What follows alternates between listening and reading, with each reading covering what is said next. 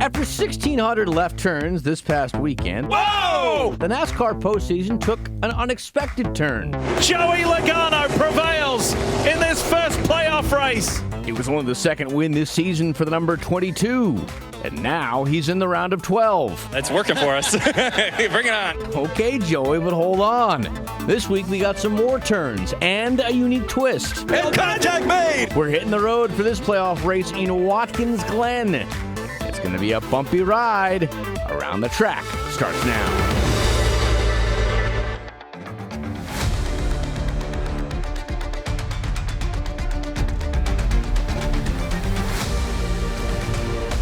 The long, winding playoff road becomes quite literal this weekend as we go through all the turns in the middle of New York State. Welcome to Around the Track. I'm Carla Gebhardt, Gabe McDonald next to me, and America's crew chief, Larry McReynolds, is going to be along shortly. Absolutely. We're going to get you ready for road course racing at Watkins Glen. We're going to bring an exclusive one-on-one with the man who's fighting for his place in the round of 12 in the NASCAR playoffs, driver of the number 5 Chevy Camaro, Kyle Larson. That's right, but green flag's waving, so let's go ahead and hit the track. And Watkins Glen, of course, is a fan favorite for a reason. This ever-evolving road course boasts 7 turns that will challenge any driver at any level. Add the fact that we're also in the middle of the first round of the playoffs, and we could see some fireworks going through those turns. This isn't your normal road course either. Adjustments have been made just for this race. New rumble strips near the bus stops to prevent certain setups, and 0 time to learn on the fly. The drivers don't even know what they're in for in race 2. I mean, it's similar strategy. Obviously, I love road course racing. You know, that's what I grew up doing, go-karts. So looking forward to Watkins Glen. I think Watkins Glen will look like a normal Watkins Glen race, right? I think the tire fall off is the biggest question that we all have. There's rumors of big tire fall off, and there's one test where there was a ton and one test where there wasn't a lot. So it'll be interesting to see how that plays out, but yeah, go from there. You know, that elimination thing is just always there looming. It's like, how many points are we in by? How many points are we out by? And everybody's always constantly counting those points. So you just got to block it out and go race. Let's go ahead and do the Glen by the numbers. 220.5 miles over 90 laps. 7 different turns here, each with their own treacherous outcomes waiting behind them. Half of the playoff field starting the Cup race have won at Watkins Glen, but only 2 of them have multiple wins, that being Kyle Larson and Chase Elliott. Kyle Busch has 2 as well, however, he is not in the playoffs here in 2024. And when you talk numbers on the track, you need a crew chief, and luckily we got the best one to ever grace the box. That's right, America's crew chief Larry McReynolds and is back, and you know a thing or two about Watkins Glen. Yeah, it's actually where I got my very first career win back in 1988 with Ricky Rudd in the 26 car. You know, we run 5 different road courses, and I always say road courses are like golf courses. Every golf course is different, and they kind of call this the super speedway of road course. It only has 7 turns. Most of our road courses have a dozen or more turns. They're predominantly to the right, but it's one of the fastest road courses we go to with some very long straightaways. And it has kind of changed over the years, but this is, like you said, a road course at heart, but that's still going to favor some of the drivers in the field, right? It will. You know, the thing about it, Carla, most of my years as a crew chief, when we go road course racing, we really only ran 2 a year. We ran Watkins Glen and Sonoma. You could probably pick on one hand who the driver is going to be to probably beat because a lot of drivers just didn't put a lot of effort into it. But we're running so many this year. We've got 2 in the playoffs alone. Everybody puts a lot of effort into it, and to me, it's becoming as hard to pick a winner for a road course as it is any of the other racetracks we go to. And we just heard from Alex Bowman a minute ago, because one thing these teams really don't know about is going to be that tire fall off of the track. Many people we've talked to think there's going to be maybe 2 to 6 seconds of a difference. How do you see that tire fall off playing in your eyes, and how many times are you going to see these teams stop for 4 fresh tires? Well, I've been dreaming about tire strategy at Watkins Glen all week long. I've talked to a lot of crew chiefs, and yeah, it's a very soft tire, meaning it's going to be faster, but it's going to have more give up. I think where the real strategy is going to come into play is in that final longer stage of 50 laps. The first 2 stages are 20 laps. Without a caution, they kind of take care of themselves. I talked to Chris Gebhardt, Denny Hamlin's crew chief, and they'll know more once they get through the practice session. They'll know more about the give up and all the cars out there. But I think the strategy is going to be, do you split that final stage in half, or do you get to your fuel window like we do all the time at a road course, pit, and then hope you don't get burnt by a caution? Let's talk playoffs now. Just week one into the playoffs, or after week one, the standings have completely been remixed with 2 races left in the opening round. Of course, Joey Logano already through the round of 12. His partner Ryan Blaney, though, right now currently right behind him. Kyle Larson, who started the playoffs in first, he's now in 10th. And then Denny Hamlin moves from 6th to 11th. And then these are the guys on the bubble right now. Brad Keselowski, now 1 point behind Ty Gibbs for that final transfer spot. Harrison Burton, he wrecked out on that last lap in Atlanta. He's 16 back. And then you got Martin Truex Jr., Chase Briscoe. They're all in danger. But Larry, I mean, who's really in trouble when we're looking at this list? Well, I look at Martin Truex Jr. in that 19 car. He has not had a top 5 finish since May at Kansas. And even top 10s have been hard to come by. They've shown some speed. He always runs well at the road courses. He has 5 road course wins, 1 at Watkins Glen. But whether they advance or not, they have to get this ship righted. I know how bad, I talked to Martin last week, how bad he really wants to win in his final full-time season. Absolutely. And we just talked about it as well. The drivers really relying on their teammates to win. We kind of saw some strategy last weekend with the Penske drivers and also Trackhouse as well. But we also have Joe Gibbs Racing on the other side of the spectrum, so to speak. How do you see that, just kind of playing out? And why is Penske so strong right now? And why do you see Joe Gibbs Racing kind of struggling right now in the playoffs? Yeah, Joe Gibbs Racing and Toyotas across the board, they struggled at Atlanta. If you go back to qualifying on Saturday, the best qualifying Toyota driver was Ty Gibbs that qualified 20th. I know Christopher Bell ended up with a top 5. Tyler Reddick ended up inside the top 10. But right now at the super speedways, they're just missing some speed right now. We have one more super speedway to go in the playoffs. That's, of course, the middle race of the next round at Talladega. It won't have anything to do with what goes on at Watkins Glen or Bristol. But what I was impressed with the Fords, especially Team Penske at Atlanta, they had the speed in qualifying on Saturday, and they maintained that speed throughout the race with Logano, Blaney both finishing inside the top 5, Joey getting the win, and Austin Cindric finishing inside the top 10 as well. Well, we know how hot they've been just the last 2 seasons. But Larry, you're going to stick around for more on Around the Track. But our next guest, well, he tends to get his frequent flyer miles in rather quickly, especially around May. Obviously, I've dreamt of doing the Indy 500, but probably more so than that, I've dreamt about doing the double, and I just really want to do it. Got another crack at it Memorial Day weekend of 2025. We sit down with Larson moments after Hendrick Motorsports and Era McLaren announced that they're going for the 1,100 miles one more time.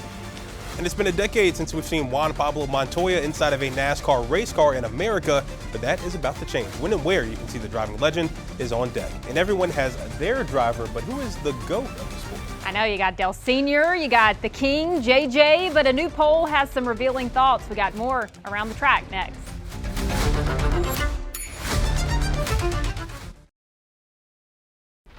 Well, you knew it was going to happen again, but now it's official. Kyle Larson is running the double again in 2025. Partnering with McLaren, they'll try to do the Indy 500 and Coke 600 next May in the same day. Now, of course, Mother Nature got in the way of Larson's attempt at 1,100 miles this year. It took a little convincing and some big talks between teams, but they feel they've got some unfinished business to take care of. And Carla, you were at the announcement, and all parties seem pretty determined to not only get this done, but with winning results. Yeah, that's right. And despite the announcement and the current playoff driver run, the driver of the 5 seems pretty relaxed. You can check out our exclusive conversation in this week's Garage Confidential.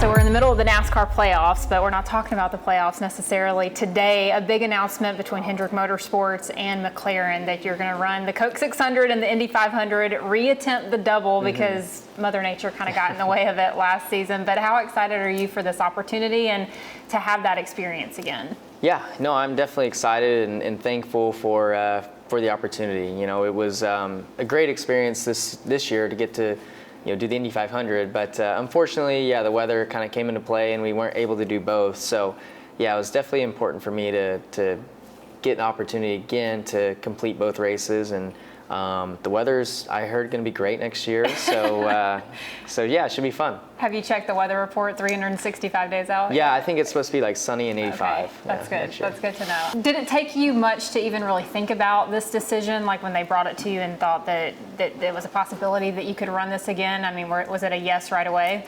Yeah, I would have been okay if Rick didn't want to do it again, because I understand, the investment that it takes to do it. I mean, it's millions of dollars. So, I would have been okay with it, but yeah, deep down, I really wanted to do it. Obviously, I've dreamt of doing the Indy 500, but probably more so than that, I've dreamt about doing the double, and I just really want to do it. And I felt like this year our car was so good at Charlotte that it was an extra bummer to not get to race that race, because I felt like for sure we could have had a great shot at winning. So.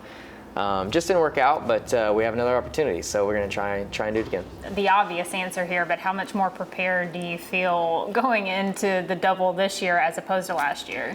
Yeah, I mean, I think I'll probably feel more prepared, or at least know what to expect a little bit more out of the couple weeks. I felt really prepared for the race. Like, I felt ready to go. The only thing that I hadn't done yet was starts and restarts. So, you saw me make mistakes on the early restarts, but learned from that and was much better after that. So I think that I'll be able to just be better prepared for the race now and all that. But there wasn't really much of a learning curve, I didn't think, coming from all the different types of backgrounds that I do to learn an Indy car. I thought it was very similar to a Cup car. So thankfully, it didn't take a whole lot of adjusting. I know we have Watkins Glen this weekend in the current playoffs. We're not going to look too far ahead there. Fans first want to know, though, are you okay after the big hit in Atlanta? Yeah, no, I'm fine. Thankfully, everything held up great, and I mean, I'm totally fine. Like, I was barely sore yesterday, and even less sore today. So, and when I say sore, like, I was just a little bit stiff, right here, which would be normal for whiplash type of wreck. So, but yeah, I've been way worse in the past. So, with all the crashing that I do, we learn from it and make things a little bit tighter, a little bit safer, and it makes me feel fine afterwards. Watkins Glen this weekend, road course, playoffs, kind of a lot of pressure. It's not a cutoff race because you still have Bristol, but what do you feel about going into this one? Yeah. Well, I'm confident because we're typically pretty fast at Watkins Glen. But, obviously it's a road course, so a lot of things can happen. Restarts are intense, easy to make mistakes on road courses. We're going there with a tire that's supposedly going to have lots of fall off, so don't know what to expect there yet. So you don't know if your setups from the past are going to be quite as dominant as they've been. But it's Hendrick Motorsports, and I know, I'm with the best race organization in the sport, so they've got a lot of smart people that are working, and hopefully our car is fast, which I know it will be, and I can execute a clean race, and would be great to get a win, but I think our main goal and objective is just to leave there, further from the cut line than we are right now. Thanks to Kyle and Hendrick Motorsports for the time. As the great poet Drake once asked, who the GOAT? One poll aimed to find that out, and the results may surprise you. We debate NASCAR's greatest driver next. And did you know the Xfinity Series is coming to CW Network next week? Everyone is excited about that, but some kids were even more excited to see some of the stars of the Xfinity Series visit them in a tough time. We'll take you there when Around the Track continues.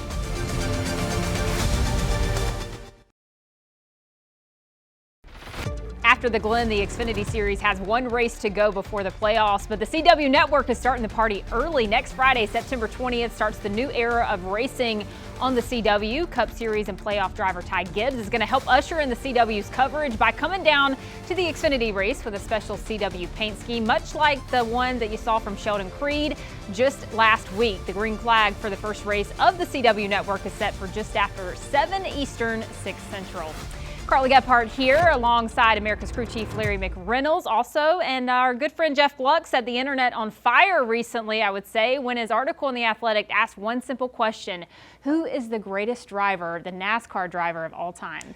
And I think this poll is kind of unfair because, to me, comparing a driver that raced in the 70s, the 80s, the 90s, and the 2000s, it's apples and oranges because so many things have changed. Competition has changed. But with that said, how do you not at least give Jimmy Johnson a mention? I mean, the guy won 83 races, 7 championships, but I think the number that just amazes me is 5 consecutive with all these different rule packages. And this is the list, actually, that we have up here. So do you agree with this list that was laid out there, or not really? I don't know if I would put it in that order. That's the 5 that would be on it, but my guy, Carla, is the guy in the middle, the Silver Fox, David Pearson. Because I think what people don't know or talk about David Pearson, he only ran four full years and won the championship 3 of those 4 years.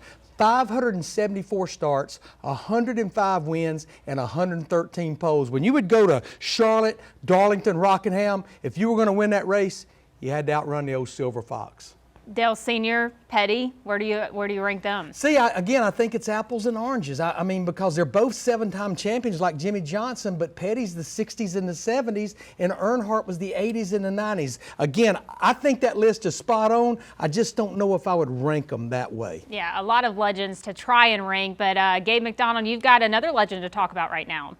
Yeah, appreciate it, guys. As for this Sunday, another legend is returning to action for one time only. Juan Pablo Montoya making his return to the NASCAR Cup Series on Sunday in the 2311 number 50 car. Now, his career is one that will land him in any Hall of Fame. 2 Cup Series wins, including one here at Watkins Glen, an Xfinity win, 15 wins in IndyCar, and 7 wins in Formula One. I mean, what can't this guy drive? The 48-year-old last drove in the Cup Series with Team Penske a decade ago. But for now, getting him to join the Jumpman team came down to another sponsor. A lot of this is geared around Mobil One's 50th anniversary that is certainly special to them, and we wanted to showcase certain drivers. They talked about up and coming ones along with champions of motorsports, and so we did that with Kobayashi and obviously Corey with the on the young side, and then Juan is the champion. So it's we've kind of hit all the the boxes that we wanted to with that, and so we wanted someone that's going to be competitive as well, and Juan certainly believes that Watkins Glen is a track that he has got significant time at and in the Cup Series, and believes that he can be competitive. So I thought it was a great collaboration between Mobil One and 2311.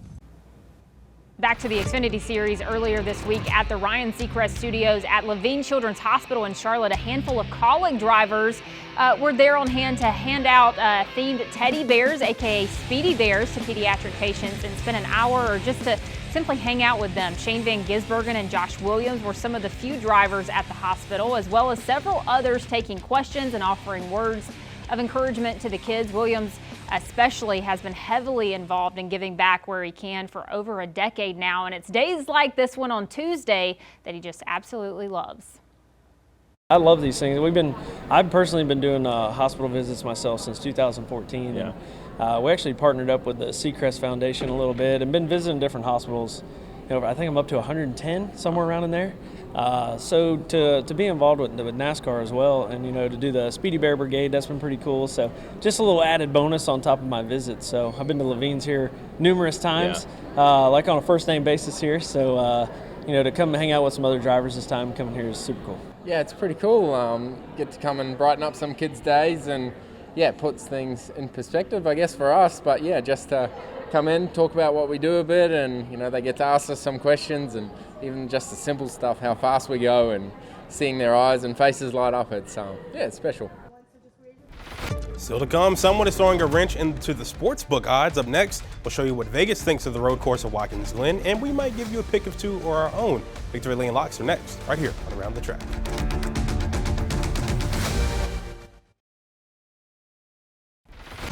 Next week's cutoff race in Bristol is going to be legend, wait for it, dairy. Legendary, for those that maybe didn't get it at home. Why? Because we got 2 legends on the show. Larry Mack is back, but so is NASCAR Hall of Famer Jeff Gordon. He'll be in Garage Confidential talking about his role with Hendrick Motorsports and his team's chances at taking home another championship. Of course, he might be a little partial to that 24 ride. It's next week on Around the Track. Be sure to check your local listings of your next star stations. Well, let's look at what the sports books have to say about the race at Watkins Glen. Going into the weekend, it's a Hendrick heavy top 5. Kyle Larson leads the way at 6-1, followed by his teammate William Byron at 6.5-1. If it's a road course race, though, Shane Van Gisbergen is going to be a lot of people's pick. He's also at 6.5-1. Regular season champ Tyler Reddick is at 9-1, tied with another Hendrick driver, 2-time winner here at Watkins Glen, Chase Elliott. So now it's time for our Victory Lane Locks, and Gabe, you nailed it last week, picking Joey Logano to win in Atlanta, so you get to go first today. I'm going with the guy that we just talked about. Give me Chase Elliott. He's obviously hoping to make it back-to-back here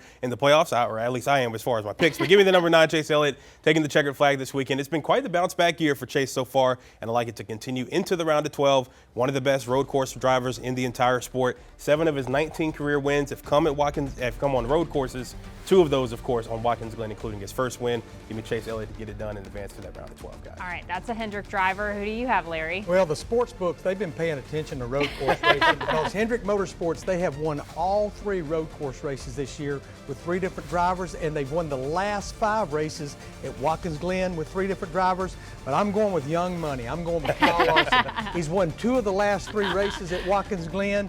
He won there a few years ago, a couple of times, and he won at Sonoma back in June. Yeah. I think he's the guy to beat. He is on a mission after what happened to him in Atlanta. Absolutely. And Hendrick, I guess I'll go with a Hendrick driver. William Byron won here just last season. Hasn't won a race since April of this season. Of course, he's got those 3 wins under his belt. But I think he and Rudy Fugle maybe get something figured out, get back into victory lane this weekend, locking themselves into the round of 12. And of course, after this race, the pressure is going to be on. Up next is that night race at Bristol. We'll get you prepped for that one next week. But before that, enjoy the race at the Glen.